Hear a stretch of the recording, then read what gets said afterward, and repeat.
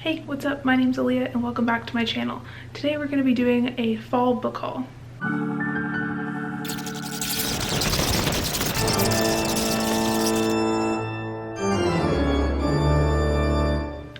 So I have a whole bunch of books that I just got for my birthday and a few that I personally purchased that I wanted to show you guys. So I have a huge stack and a lot of them are fantasy books. I have quite a few middle grade books and adult fantasies that just came out that I have recently gotten my hands on, and I'm really excited, so I wanted to show you guys what I got. So the first thing that I recently got is Beetle and the Hollow Bones. So this is a middle grade graphic novel that I've been wanting to pick up for quite a long time, and I saw it at my local independent bookstore and I really wanted to get it. So this is about a young girl and she is a goblin witch. So this is her right here, and her name is Beetle, and she and her little ghost friend are hanging out in this town, and she is kind of like coming into her own and learning about her powers, and she has to go on a journey to help her little ghost friend because he is cursed and he is stuck in this mall for like all eternity, because I guess he's cursed to like haunt this mall. But anyways, it's really cute and I wanted to show you some of the like illustrations and stuff because they're really pretty. I hope that you can see this. I don't want to spoil anything, but also I haven't read it yet, so I don't know what's a spoiler. But anyways, yes, very cute. I'm very excited about this. It looks like it's also won an award, which I don't think I knew that before I bought it. But yeah, so that's the first one I'm really excited about. And then the next one I want to show you is by Amanda Foody, who's the author who wrote the Ace of Shades trilogy, and this is her new middle grade book that just came out, and it's called Wilder Lore. It has a really super cute cover.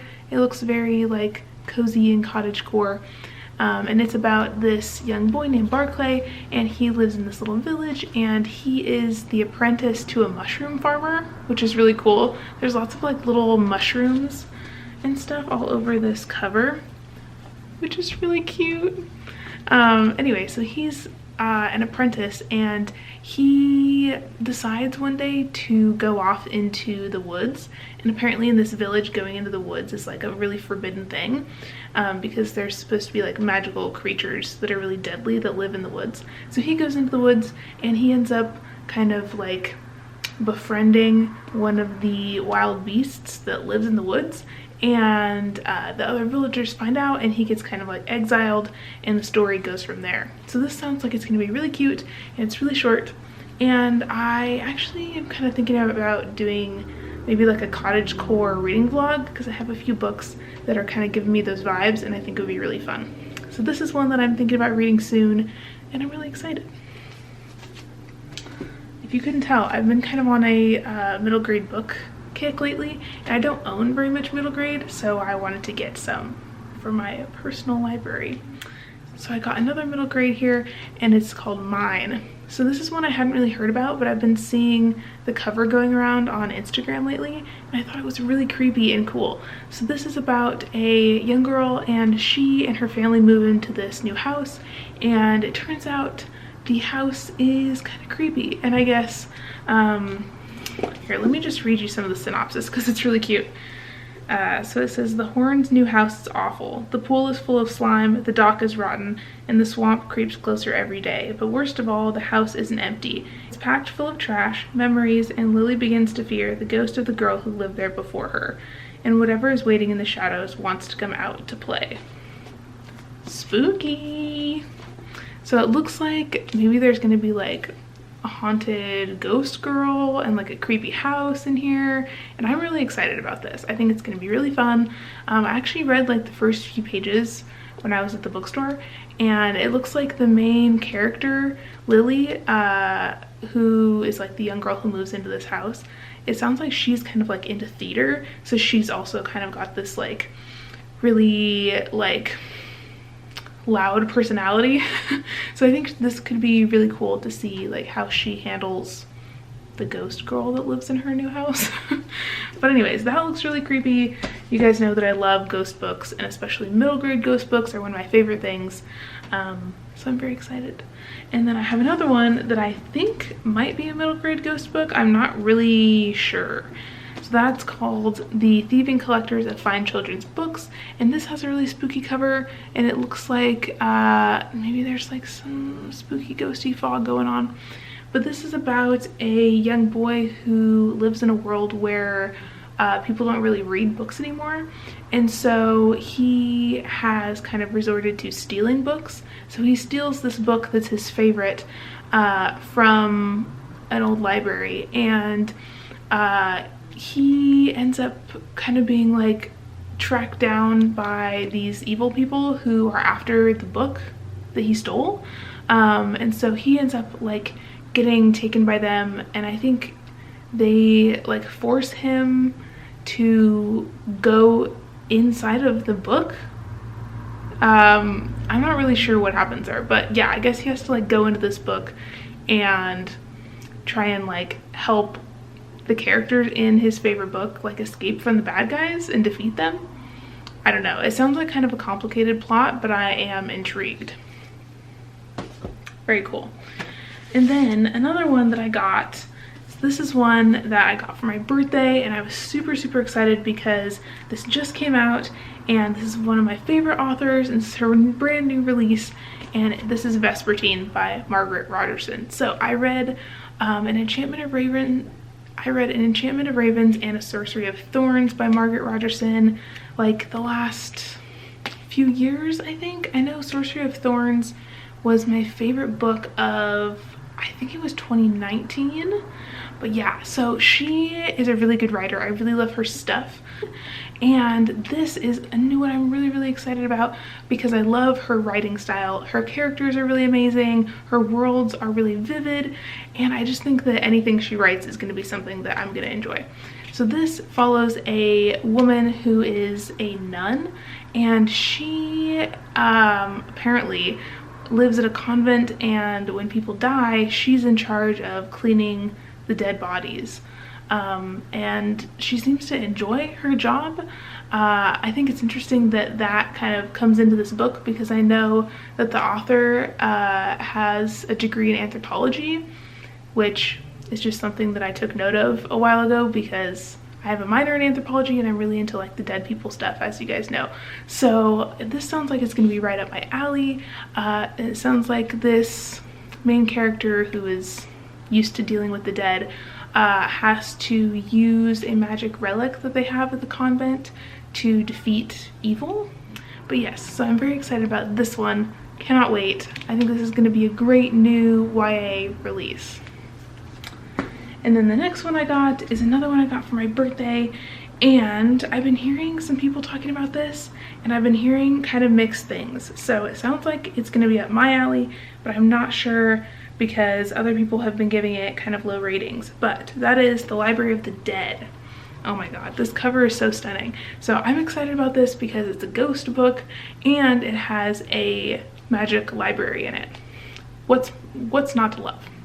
But anyway, so it sounds like we follow this girl who talks to ghosts, which I love that. That sounds like Lockwood & Co. So I'm down. But it sounds like it's set in Edinburgh, which is supposed to be like a really haunted city. And this girl lives there and she talks to ghosts. And it sounds like she discovers an occult library that's full of like magic related books. How cool is that? So I don't know. I read like the first part of this and I enjoyed it. I think the writing style is kind of unique. I don't know, the few pages that I read kind of read more like nonfiction than like, you know, your average fantasy novel. So I think maybe that's what's tripping people up, but I don't know. I love nonfiction, so I think the writing style is actually going to work for me, but that remains to be seen. But this is one that I definitely want to pick up soon just because I'm curious if I'm going to like it or not.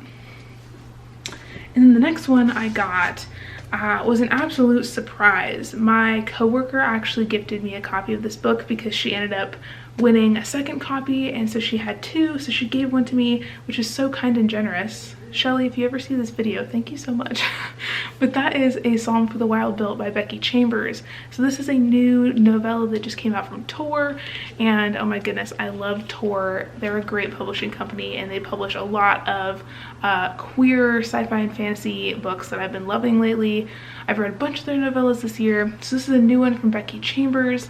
Becky Chambers also wrote the Long Way to a Small Angry Planet series, and then she also wrote the novella that I read earlier this year, To Be Taught If Fortunate, which is another like sci-fi novella, and that was really good. So I think I'm really gonna enjoy this. I've heard that this one is really good, and it sounds like it's about this world where there's robots, and it sounds like the robots were like made to help the humans, but something happened in the past and the robots decided to like totally leave and let the humans like do their own thing. And then it sounds like a robot shows up at a monastery one day and asks the monks what the humans need, and so it sounds like it kind of goes from there. I've heard it's a really sweet story. I've heard it's really good for you know, soothing existential dread. So this is one I want to get to soon. This also kind of gives me like maybe some cottagecore vibes from the cover. I don't know, I'm intrigued by this. I don't really want to know too much going into it just because it is so short. But yeah, I'm definitely intrigued. Becky Chambers is an author that I definitely want to read some more from. So yes, excited about that. Then I also got this one, which I'm so excited about. I just saw the release for book 2 was announced. It's coming out in 2022, and now I'm even more excited. So this is The Jasmine Throne by Tasha Suri. So this has been going around on booktube and bookstagram lately. It's huge, and the cover is just, oh my god, so stunning. So this is one I've been having my eye on for a little while, but I wasn't sure if I was going to get it because it is really big, but I'm very excited. I got this for my birthday from my aunt. Thank you. So this is a brand new book in a fantasy trilogy, and so this sounds like it's about a girl who is a princess, and it sounds like her brother has taken over the throne, and he is evil, and he's like locked her away, and the only person that she really is in contact with is her maidservant, who kind of like brings her food and stuff. And so it sounds like the princess and the maidservant kind of have to team up to save the empire, and I've heard that it's about forbidden magic, and it's sapphic, and it sounds wonderful. It sounds like a really cool political fantasy, and it's the first in a new trilogy, which I'm also excited about. And the cover for book 2 just dropped, and I'm gonna put it up here. Oh my god, it's so pretty. So I really want to get to book 1 before book 2 comes out. So I think book 2 is coming out in 2022, but I don't know if it's like the beginning of the year or what. That remains to be seen. But I've heard that this is really, really good. This has been getting really good reviews. It sounds like it's also similar to a book I read earlier this year. Hold on, I want to grab it, but it's stuck under a pile of books. Oh my god, there's books everywhere. Okay, I got it. So it sounds like this is similar to The Unbroken by C.L. Clarke. People have been kind of comparing these two, and also She Who Became the Sun. And this has been like the fantasy trifecta lately. I've heard a lot of people who have read The Unbroken and also read The Jasmine Throne say that this one's a little bit better, because they're both sapphic and they're both adult political fantasy kind of deal. But yeah, so this one I liked. I gave it 4 stars, but I think there's some things that could have been done better, and so I'm hoping that this one kind of gives me what I thought this one was going to give me. So anyways, I'm intrigued by that. We shall see. I don't know why it's such a chunky book. Maybe it's just because of all of the politics of this world and stuff, but oh my god, I think this is like over 500 pages. The last one that I got for my birthday, I'm so excited about this. I read this earlier this year and I just had to have a copy. and that is The House on Vesper Sands. So this is a really lovely book, and I have a vlog for it, which I will link up above. I read this back in, I think, May? Yes, and this is a mystery, a historical mystery, and it's set in London, and we follow this young man who has dropped out of university, and he gets a really mysterious letter from his uncle saying that his uncle's like in trouble and he needs him to come home. And so this young man comes home and his uncle is gone. He can't find him, he's gone missing. And so this young man is kind of freaking out and trying to find his uncle, and he ends up teaming up with this inspector, and they have to kind of go through London and solve the mystery of what happened to this young man's uncle. And also there's a bunch of women who have been going missing, and they're all like working class women that nobody really seems to care about, and they've also been disappearing, and they think that there may be a connection between the missing uncle and these missing women, and they have to figure out what is going on. This is such a good mystery. Oh my gosh, if you have not read The House on Vesper Sands and you like kind of like mysterious, kind of spooky and dark mysteries, then you should definitely pick this up. I think this is really underrated. I've only seen a few people review it on YouTube. I haven't really seen it much on Instagram either, so definitely recommend this. This was 5 stars for me, one of my favorite books of the year. Oh my god, I can't believe I have a hard copy in my hands. Also, this Hello with the red on the black, oh my god, I'm dying. I love this so much. This is also the first in a mystery series, but book 2 has not been announced yet. But when it is, I'm gonna tell you right now, I'm reading it. I'm so excited. And then the final book that I got, you guys are probably like, Aaliyah, shut up, you've mentioned this a million times, but I bought myself a copy of Empire of the Vampire by Jay Kristoff because I started reading it on my laptop and I was really enjoying it, and so I wanted to get a physical copy. But I'm extra excited because I just ordered this off Amazon, and I didn't know that this is actually a signed first edition. Can I find the signature? I don't know. Let's see. I swear it is. This book has so many pages I can't even find the signature. Smooth. Oh, this is so heavy. Ta-da! I know, I didn't know this was signed. I don't know why it didn't say it on Amazon when I ordered it. But yeah, I was super excited when I got this because I was like, oh my god, it's signed. That's so exciting. I don't have any other signed books. So yes, I am stoked to have a copy of this, even though it's an absolute beast. But it also has really pretty illustrations in it. So if you have not seen them, then I will show you. Isn't that cool? Oh my god, stunning. So those are all the books that I got. Let me see if I can hold them up.